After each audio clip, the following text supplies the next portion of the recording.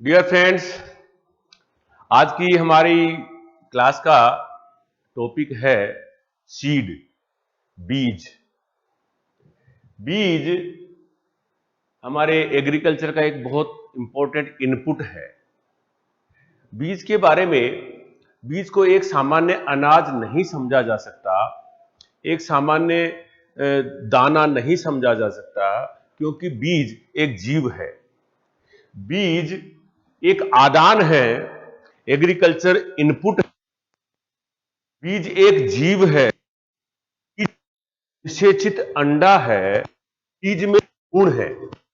सामान्य उपज जो होती है कृषि की, सामान्य जैसे गेहूं की बात करें हम, एक तो गेहूं का अनाज उत्पादन हुआ अगर, और एक गेहूं का बीज, दोनों में अंतर है।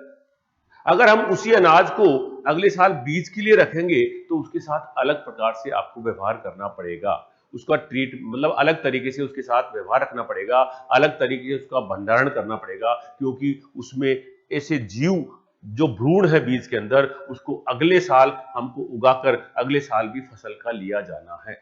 इसीलिए जो हम पैदावार करते हैं फसल की, फसल पैदावार करते हैं, फसल उगाना अलग है, बीज उत्पादन कार्य अलग है।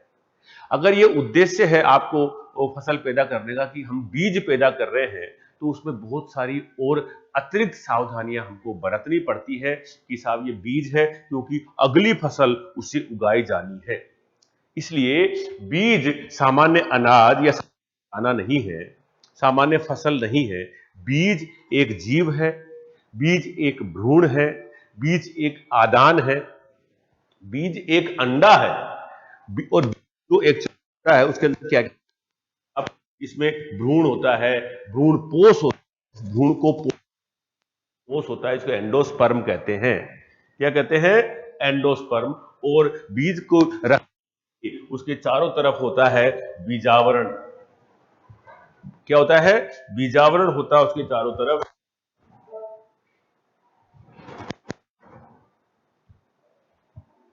बीजावरण, सीड कोट, सीड कोट बीजावरण होता है। बीज में अंकुरण की क्षमता होती है, वो जर्मिनेट हो सकता है, एक निश्चित नमी और एयर उनको मिलती है तो वो अंकुरण हो सकता है। बीज एक जीव है। तो सामान्य अनाज में और बीज में बहुत अंतर है, सामान्य फसल उत्पादन और बीजोत्पादन में काफी अंतर है। इस बात को ध्यान में रखकर हमको बीज का अध्ययन करना है। देखिए, एक तो बीज, हम सामान्य बीज होता है, हमने इस साल फसल उगाई और अगले साल उसको बोने के लिए रख लिया, वो नहीं। परंतु बीज तरीके से माना जाए तो एक उत्तम बीज, एक उत्तम बीज की यह विशेषता होनी चाहिए कि स्थानीय किस्में जो उगाई जाती है, कोई भी किस्म उगाई जाती है, उससे 10 से 15% अतिरिक्त, 10 से 15% अतिरिक्त उपज देने वाली जो किस्में हैं, वो उन्नत किस्में, उत्तम बीज कहलाती है। 10 से 15% अतिरिक्त उपज देने वाला स्थानीय किस्म उत्तम बीज कहलाती है, और इस प्रकार की जलवायु और मिट्टी के प्रति भी अनुकूलनशील होती है। अब इसमें हम बात करें, अब उन्नत बीज क्या होता है, जो हम हर साल किसान के लिए कहते हैं साहब, जो आप बीज को एक अनाज की तरह नहीं रखें, आप बीज को बाजार से खरीदें। हर साल किसान को अगर संकर बीज बोया जाना है तो संकर बीज बोने के लिए किसान को कहा जाता है कि साहब हर साल आपको बाजार से ही क्रय करना होगा। और उसका कारण क्या है? लैंगिक जनन। क्योंकि लैंगिक जनन में जो अगले साल जब फसल उगाते हैं तो उसकी 50% जो उसकी गुणवत्ता है, उसकी जो विशेषताएं हैं, वो आधी हो जाती है लैंगिक जनन के कारण। तो हम बात करेंगे उन्नत बीज की क्या विशेषताएं, गुण होते हैं। उन्नत बीज कोई भी हम काम में लें तो उसके जो आनुवंशिक शुद्धता होती है वो 99% होनी चाहिए। उन्नत बीज की क्या होनी चाहिए? 99% आनुवंशिक शुद्धता कितनी होनी चाहिए? जो पैरामीटर उसकी आनुवंशिक शुद्धता के है, 99% उसमें अवेलेबल होना चाहिए। दूसरा है प्रजातीय शुद्धता। इस शुद्धता से क्या तात्पर्य है? किस्म, जो वैरायटी है, जो वैरायटी हमने चुनी है, उसी के दाने उसमें होने चाहिए। वैरायटी 95% तक ये माना गया है।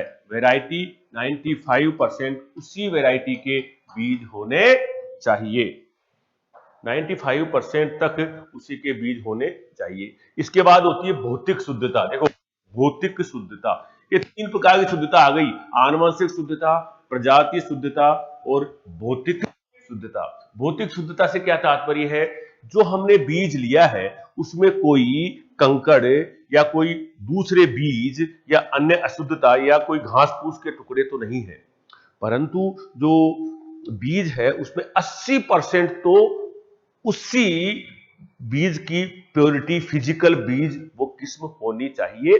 20% तक कचरा या अन्य कंकड़ वगैरह को अलाउ किया जाता है। मतलब क्या होता है, ये सीड जो है एक सीड एक्ट में आता है। सीड जो है एक बीज का अधिनियम बना हुआ है, सरकार के नियम कायदे कानून बने हुए हैं, उसकी परिभाषा में ये तीनों चीजें आती है कि साहब आनुवंशिक शुद्धता कितनी होनी चाहिए, 99%। वैराइटल शुद्धता, उसी वैरायटी के बीज होने चाहिए, कितनी होनी चाहिए, 95। और भौतिक शुद्धता कितनी होनी चाहिए, 80%। 80% तक भौतिक शुद्धता होनी चाहिए। इसके बाद एक रियल वैल्यू निकालते हैं, वो आपको बताएंगे आगे हम। वास्तविक उपयोगिता मान 75% से अधिक होना चाहिए। भौतिक शुद्धता और इसकी आनुवंशिक शुद्धता के आधार पर निकाला जाता है, और अब ये उसको निकाल के बताएंगे हम रियल। इसके बाद 2 टर्म है, देखिए ये आप लोग जानते भी होंगे, सीड इंडेक्स और टेस्ट वेट। ये क्या होता है, टेस्ट वेट तो आप जानते ही होंगे, हजार किसी भी, जैसे गेहूं की बात करें अपन, गेहूं के 1000 दानों को अपन काउंट कर ले, 1000 दाने, 1000 बीज के दाने काउंट कर लिए और उनका तोल, उनका वेट टेस्ट वेट कहलाता है। 1000 बीजों के भार को टेस्ट वेट कहते हैं। परंतु जिन फसलों के दाने बड़े होते हैं, बीज बड़े आकार के होते हैं, उनमें टेस्ट वेट काम में नहीं लेते, उसमें सीड इंडेक्स काम में लेते हैं। और सीड इंडेक्स होता है 100 बीजों का भार। जैसे मूंगफली है, मूंगफली में सीड इंडेक्स लागू होता है, तो सीड इंडेक्स तो 100 बीजों का भार कहलाता है और टेस्ट वेट 1000 बीजों का भार कहलाता है। देखिए आप मेरी क्लास में बैठे हैं, कृपया जब अपन समझा भी रहा हूं साथ के साथ इनको हारना भी, और अगर जब बता रहा हूं उस टाइम वो नहीं है, वो दोबारा चीजों को अपने में उतारने का फायदा है। तो सीड इंडेक्स और टेस्ट वेट 2 चीज है। अब इसके बाद करेंगे हम, एक होता है टेट्राजोलियम टेस्ट। एक्चुअली में होता है, देखो मैं पहले भी बताया आपको, एक तो होता है, जैसे गेहूं की बात करें अपन, गेहूं का अनाज, गेहूं का बीज, दोनों में अंतर है। जब बीज की बात आएगी वहां पर जीव की बात आएगी, वो सजीव की तरह रखना पड़ेगा उसको। जब भंडारण करेंगे तो एक उचित नमी में रखना पड़ेगा उसको, उचित तापमान में रखना पड़ेगा आपको। जबकि अनाज को तो हम कहीं भी रख देते हैं, किसी भी रख दिया कोई बात नहीं, क्योंकि अगली बार उसको पीस कर खाना ही तो है। परंतु बीज में ऐसा नहीं होता, तापमान नमी सब उचित रखेंगे तब बीज का संधारण होता है। तो हम कोई खरीद के लाए, हम खरीद के लाए, चाहे कोई भी खरीद के लाए या बेचने वाला दुकान पर बेच रहा है, वो बीज जीवित भी है कि नहीं है, ऐसा तो नहीं है वो बीज कहीं अंकुरित ही नहीं हो खेत में। तो इसके लिए कोई बीज हम जब खरीद के लाए हैं तो उसमें जीव कितना है, कितना परसेंट है कि नहीं है, इसकी टेस्ट के लिए, अंकुरित होगा कि नहीं होगा, इसके टेस्ट के लिए एक उसको जोलियम टेस्ट, क्या नाम है उसका, टेट्राजोलियम टेस्ट। और टेट्राजोलियम टेस्ट से ये निर्धारण होता है कि ये बीज जो है बोने योग्य है कि नहीं है, इसमें जीवन क्षमता, जीव इसमें है कि नहीं है, इसमें जीव, देखो इसमें जीवन क्षमता, जीव जांचने के लिए एक जैविक रासायनिक प्रक्रिया है, वो टेस्ट करते हैं, वो टेस्ट को बोलते हैं टेट्राजोलियम टेस्ट। और टेस्ट के आधार पर यह निर्धारण किया जाता है कि ये जीव में जीवन क्षमता है, उगने की क्षमता है। और इस टेस्ट में जो रसायन काम में लेते हैं उसका नाम है टेट्राजोलियम क्लोराइड। क्या नाम है इस रसायन का, टेट्राजोलियम क्लोराइड। और इस टेस्ट से ही इसके जीवन क्षमता की जांच होती है। और जब ये टेस्ट करते हैं तो टेस्ट के दौरान अगर लाल रंग आता है, अगर लाल रंग प्रकट होता है तो या बीज को क्या माना जाएगा, जीवित बीज है, ये बीज मान्य है। एज पर नियमानुसार है, इसको बोया जा सकता है, इसको खरीदा जा सकता है, इसको प्रयोग में लिया जा सकता है। लाल रंग का प्रकट होना यह दर्शाता है कि बीज अच्छा है, अंकुरित हो जाएगा। इसको जो है बाजार में ये जो टेट्राजोलियम क्लोराइड की बात हम करते हैं, ये एक्चुअल में क्या है, ग्रोडेक्स टेस्ट के नाम से जो है कहलाता ही, बाजार में जो उपलब्ध होता है, क्या नाम है, ग्रोडेक्स टेस्ट के नाम से पॉपुलर है। इसका कॉमर्शियल नाम है ग्रोडेक्स टेस्ट। ये इस प्रकार से हम बीजों की बात कर रहे हैं, तो बीजों में कुछ बिंदु है जिनको हमको डिस्कस करना है और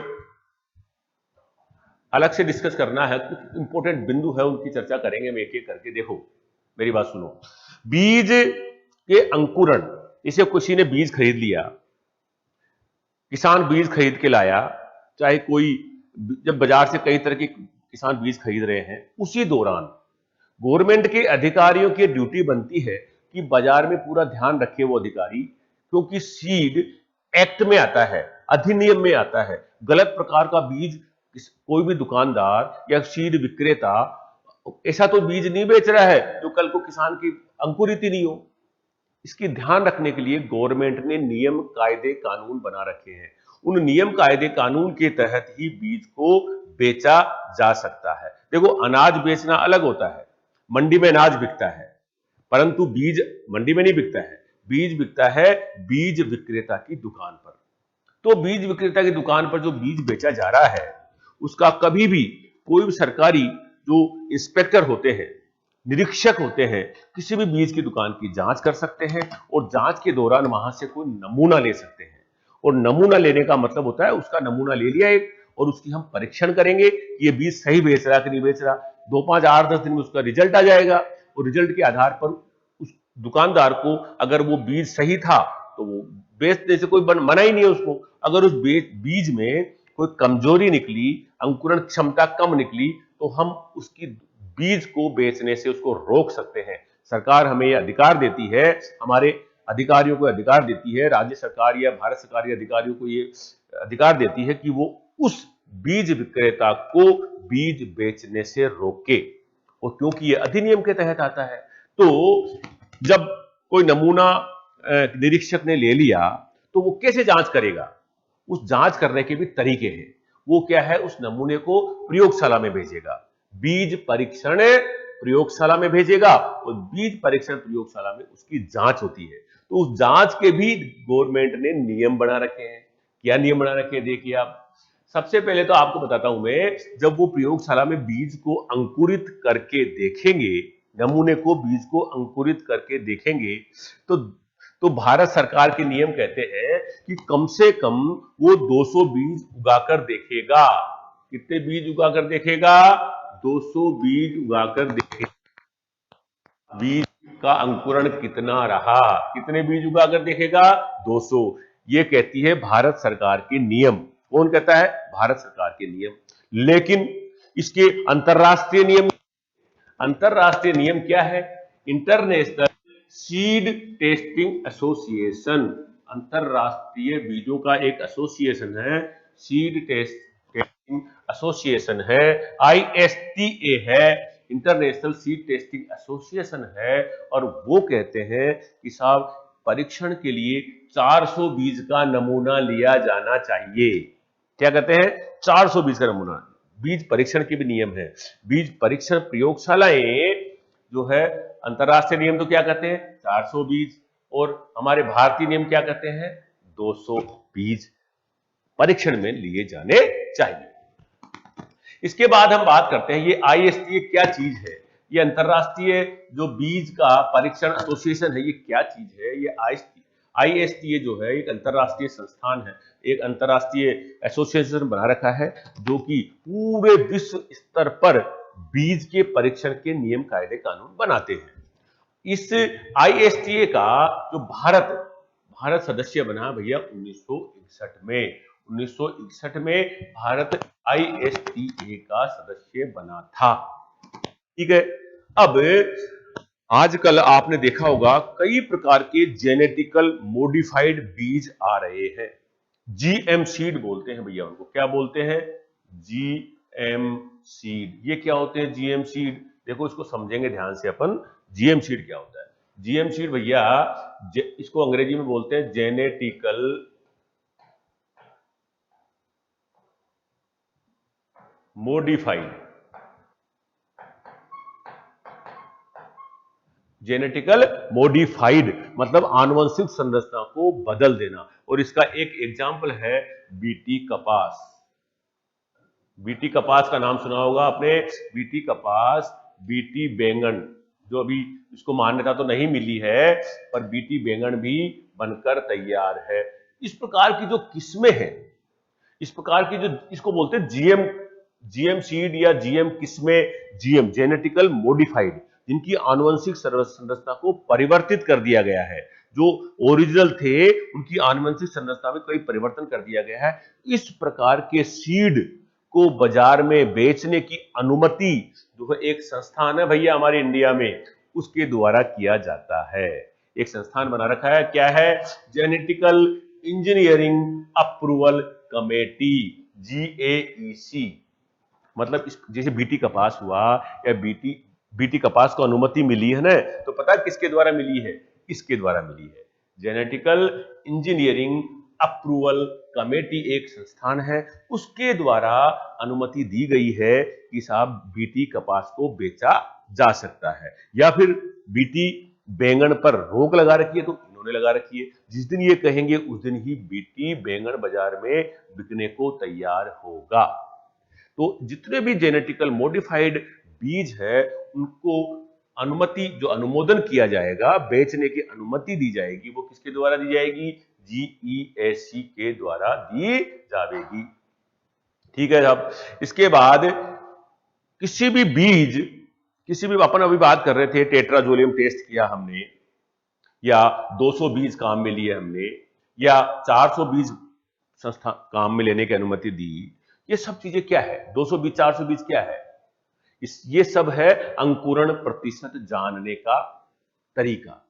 तो किसी भी बीज की जो मूल्यांकन है, किसी भी बीज की वैल्यू क्या है? बीज का अंकुरण, बीज का अंकुरण होगा तभी उसका वैल्यू होगी, तभी उसका मूल्यांकन होगा, तभी उसकी बाजार की कीमत होगी। तो सबसे प्रमुख जो चीज है बीज मूल्यांकन, काय के आधार पर होता है भैया? अंकुरण प्रतिशत के आधार पर। बीज का अंकुरण प्रतिशत ही बीज के मूल्यांकन का निर्धारण करता है। अब बीज के अंकुरण करने के लिए, बीज का अंकुरण करने के लिए दो तरीके अपनाए जाते हैं।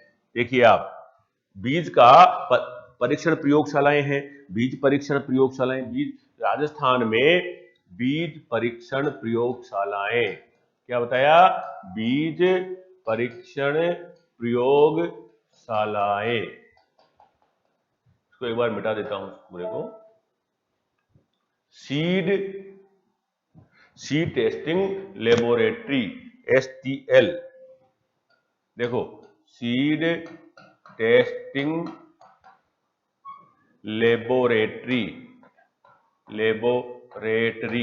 ये क्या है? एसटीएल।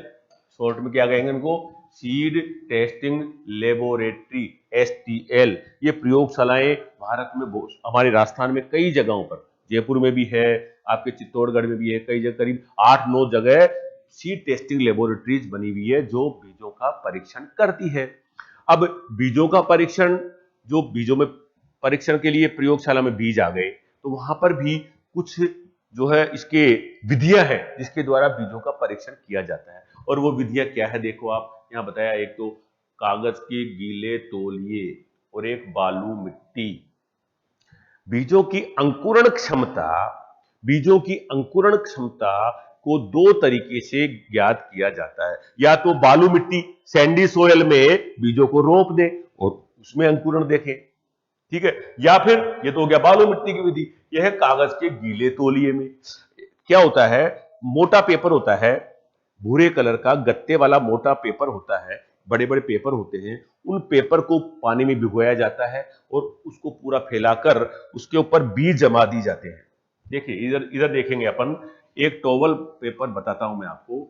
इस प्रकार से एक टॉवल का बड़ी बड़ी शीट होती है, इसको पहले पानी में भिगोया जाता है और पानी में भिगोकर इसके ऊपर यहाँ जैसे शीट जमा दिए यहाँ पर, और फिर इसको घुमा दिया, फिर यहाँ शीट जमा दिए, फिर इसको लपेट दिया, ऐसे पूरा रोल बना देंगे इसको, गीले रोल को ना, और रोल बनाकर इसको निश्चित तापमान पर रखकर नमी मेंटेन करते हैं और 8 दिन बाद, 10 दिन बाद, 12 दिन बाद इसके अंकुरण को चेक करते हैं, और वो अंकुरण जितने होते हैं उसको अंकुरण प्रतिशत कहेंगे, और उसके आधार पर ही बीज का उत्तम होना, अंकुरित होना, जीवन क्षमता सबकी जांच होती है। तो ये सब क्या है भैया, दो विधियां बताई मैंने आपको, एक तो बालू मिट्टी से जांच करना, एक गीले तौलिए, कागज के गीले तौलिए, टॉवल पेपर बोलते हैं इसको, क्या बोलते हैं, टॉवल पेपर, टॉवल पेपर, क्या बोलते हैं इसको, टॉवल पेपर बोलते हैं इसको, और टॉवल पेपर में रखकर से किया जाता है। अब दूसरा है बीज को अंकुरण, बीज के अंकुरण की जो है, चाहे वो सैंड में करें, चाहे वो टॉवल पेपर में करें, चाहे खेत में बोएं, बीज को अंकुरण के लिए नमी की आवश्यकता होती है। खूब आता है क्वेश्चन, कई बार पूछा जाता है, और वो नमी कितनी चाहिए भैया, 40 से 60% नमी की आवश्यकता होती है। बीज के अंकुरण के लिए कितनी नमी चाहिए, 40% से 60% नमी की आवश्यकता होती है। एक हार्मोन काम आता है, कई प्रकार के हार्मोन होते हैं जो है पौधों के शरीरों में काम करते हैं, और हम उद्यानिकी जब पढ़ेंगे वहां पर प्लांट ग्रोथ हार्मोन की विशेष रूप से बात करेंगे। प्लांट ग्रोथ हार्मोन या प्लांट ग्रोथ रेगुलेटर जो हार्मोन होते हैं, आपने सुना हो अगर जिब्रेलिन हार्मोन, आपने सुना हो तो ऑक्जीन हार्मोन, आपने सुना हो तो एनएए, इंडोल एसिटिक एसिड, इस प्रकार के विभिन्न प्रकार के हार्मोन हैं जो कुछ तो पौधों की वृद्धि को बढ़ाएंगे, कुछ फलों के झड़ने से रोकेंगे, कई जो जड़ के विकास के लिए इंडोल ब्यूटाइरिक एसिड आईबीए होता है एक, जो कि जड़ों का विकास करता है। इस प्रकार से कई प्रकार के हार्मोन की चर्चा अपन वहां पर करेंगे। यहां पर एक सिर्फ इतनी सी चर्चा करेंगे कि अंकुरण, अंकुरण बीजों के अंकुरण के लिए एक हार्मोन जिम्मेदार होता है, और वो है जिब्रेलिन। क्या नाम है, जिब्रेलिन। क्या नाम है, जिब्रेलिन हार्मोन है जो बीजों के अंकुरण का मुख्य कारक होता है। कौन सा हार्मोन, जिब्रेलिन, अंकुरण से बीजों के अंकुरण से संबंधित होता है। ठीक है, अब देखो मेरी बात सुनो, कि जिब्रेलिन की बात आ गई है तो मैं इस बारे में थोड़ा सा, मेरे को एक कोई बात याद आ गई, वो आप पहले बताना चाहता हूं आपको मैं।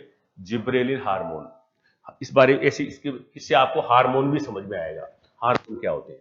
देखो जिब्रेलिन हार्मोन, जिब्रेलिन हार्मोन क्या है, जिब्रेलिन हार्मोन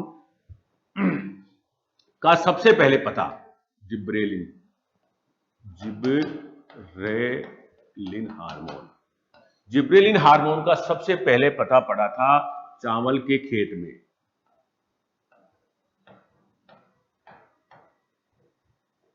चावल के खेत में ये प्लांट उग रहे हैं, मान लो आप, ये प्लांट उग रहे हैं, चावल की फसल है, परंतु कुछ पौधे, उस चावल के खेत में कुछ पौधे, सामान्य फसल तो की ऊंचाई तो ये है, सामान्य फसल के जो ऊंचाई के हैं, परंतु कुछ पौधे बहुत लंबे लंबे हो गए धान के खेत में।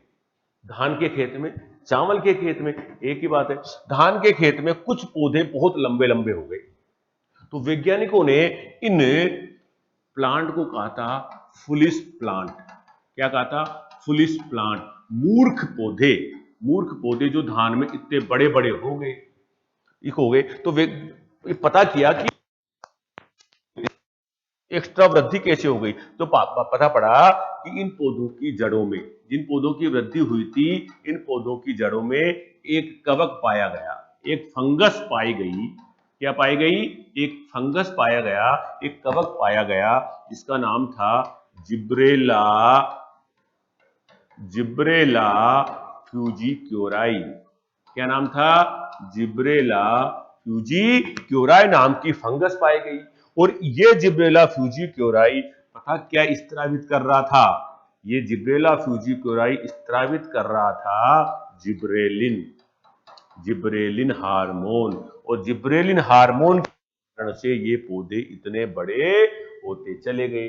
तो जिब्रेलिन हार्मोन कैसे पता पड़ा? तो जिब्रेलिन हार्मोन क्या करता है? जिब्रेलिन हार्मोन करता है वृद्धि, कोशिकाओं के आकार को बढ़ाता है ये।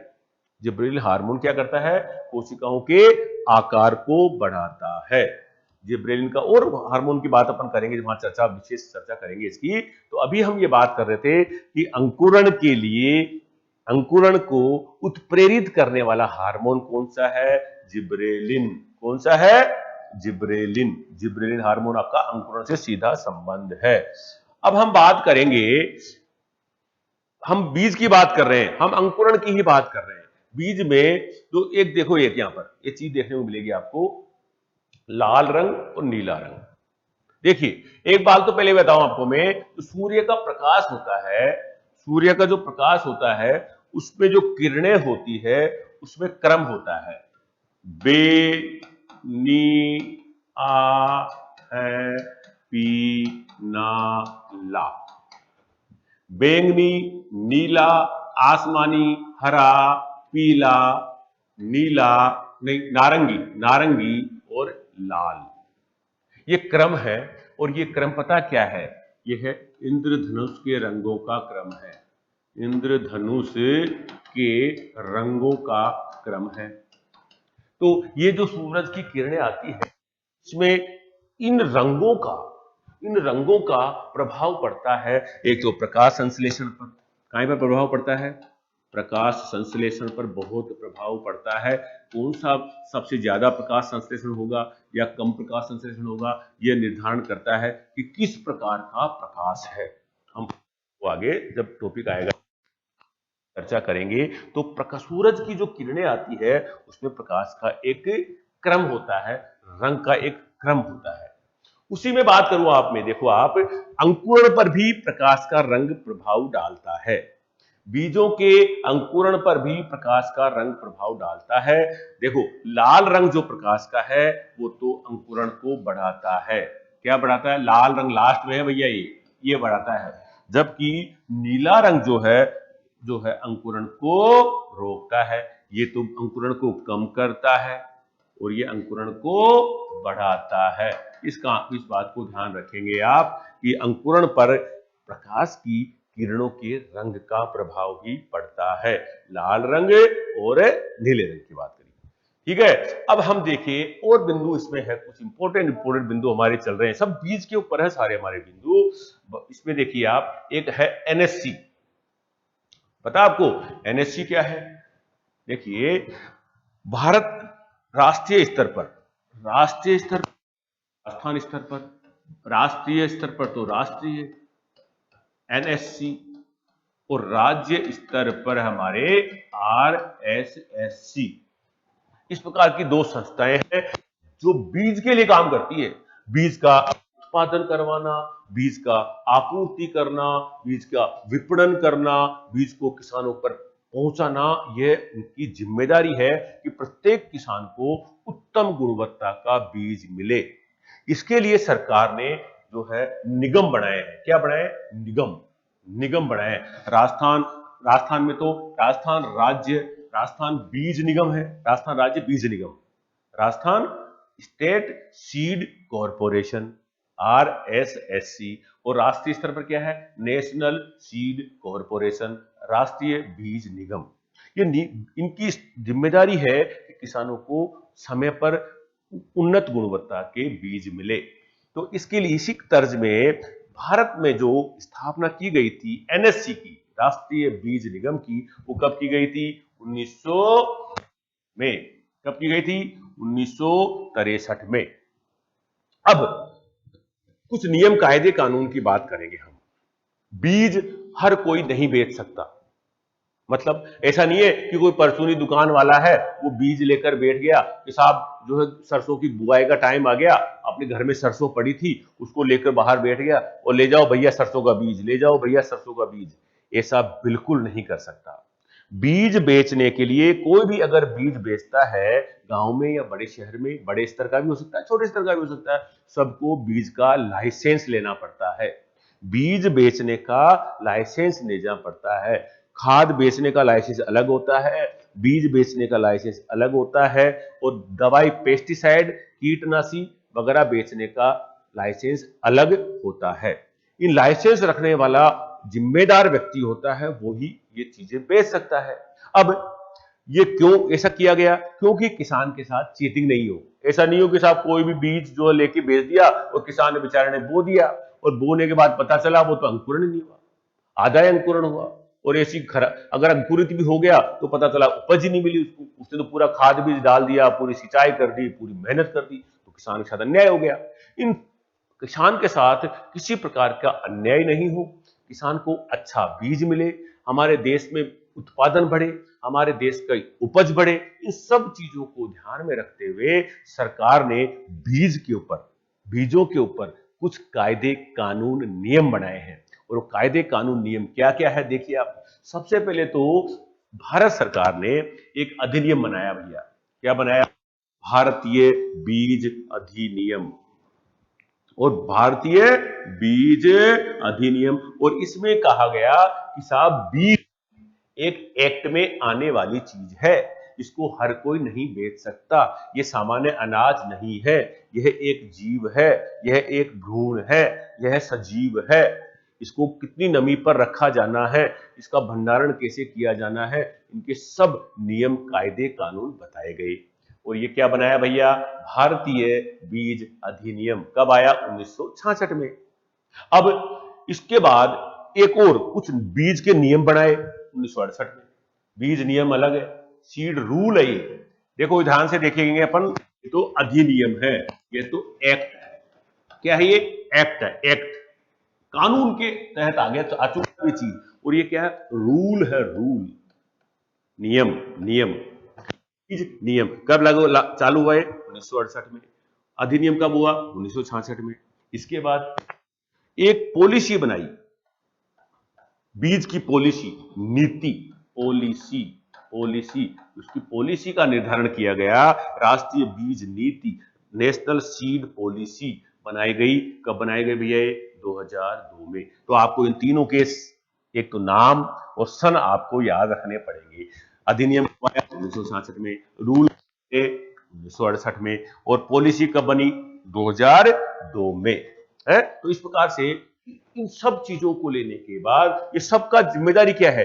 किसान की रक्षा करना, अच्छा बीज उपलब्ध कराना, देश के उत्पादन को बढ़ाना, देश में उपज मतलब और उपज उत्पादन क्यों बढ़ाना? ताकि आम आदमी को सहजता से अच्छी कीमत पर खाने को मिल सके।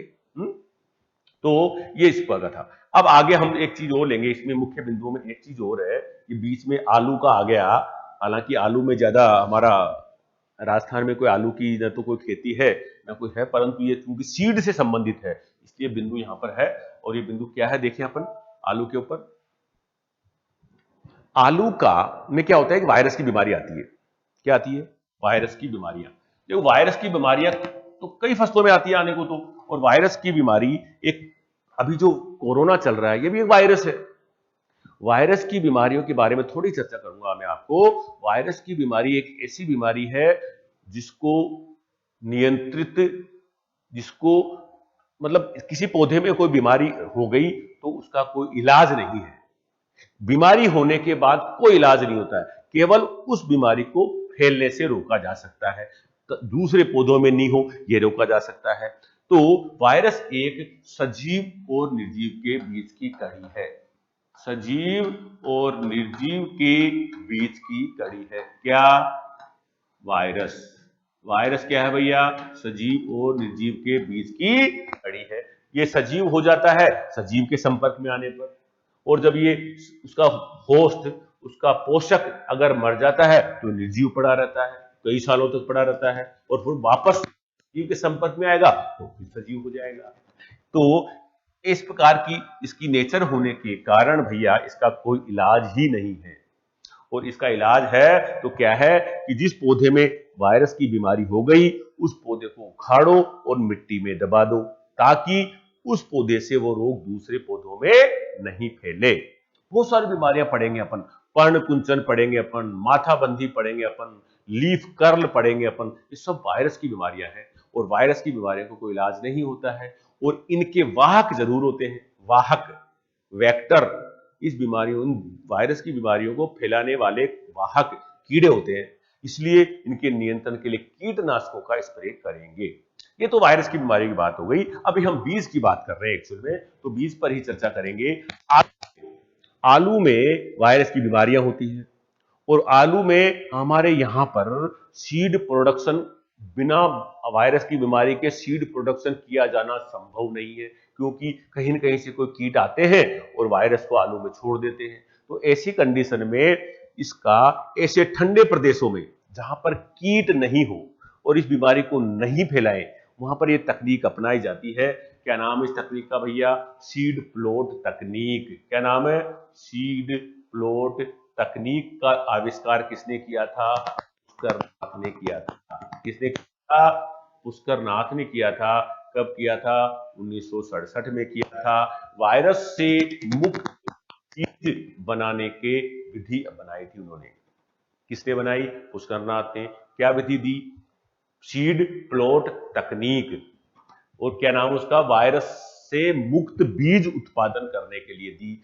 अब पता कहां पे होती है? केवल पहाड़ी क्षेत्रों में ही यह संभव है। यह तो वैसी ही बात हो गई जैसे बाजरे में सबसे ज्यादा बाजरा कहां होता है? राजस्थान में। सबसे बाजरा कहां होता है? राजस्थान में। परंतु बाजरे का संकर बीज हमारे यहां पैदा नहीं होता है। हमारे यहां बाजरे का संकर बीज पैदा किया जाना संभव ही नहीं है। पता है क्यों? क्योंकि बाजरे में होता है पर परागण, और बाजरे में पर परागण जो होता है तो उसमें बीज पैदा करने के लिए 1 किलोमीटर, 1000 मीटर की पृथक्करण दूरी रखते हैं। पढ़ा हो तो आपने। 1000 मीटर यानी 1 किलोमीटर दूर से भी नर पराग कण उड़कर मादा के ऊपर आ सकते हैं। तो 1 किलोमीटर चारों तरफ, 1-1 किलोमीटर तक कोई भी बाजरे की फसल नहीं होनी चाहिए, वहीं पर शुद्ध बीज उत्पादन हो सकता है।